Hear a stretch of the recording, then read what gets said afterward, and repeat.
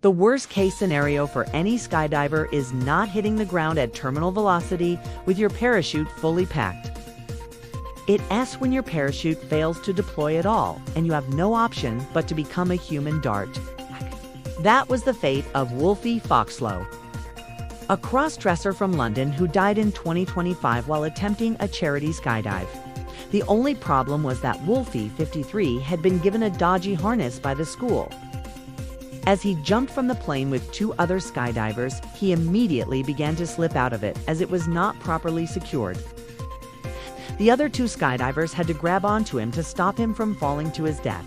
But in doing so, they, along with Wolfie, lost their harnesses and were now plummeting to earth. One of the skydivers managed to deploy their parachute and pull the other one back up to safety. But when they turned to help Wolfie, they saw that his parachute had become entangled and was being dragged towards the hungry earth. There was nothing they could do to help him. They watched in horror as Wolfie continued to fall. As he fell, his body reached terminal velocity, the fastest speed a human can fall before death. At 180 miles per hour, Wolfie was no longer a man nor a skydiver. He was the fastest crossdresser of the skies.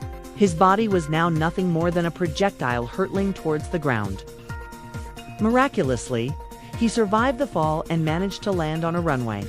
Unfortunately for Wolfie, the pilot of the plane he had just jumped out of was coming in to land, and he was too busy banking to see the small figure on the runway. Wolfie was then hit by the plane and killed instantly. It was a freak accident, but a terrible end for such a daredevil man.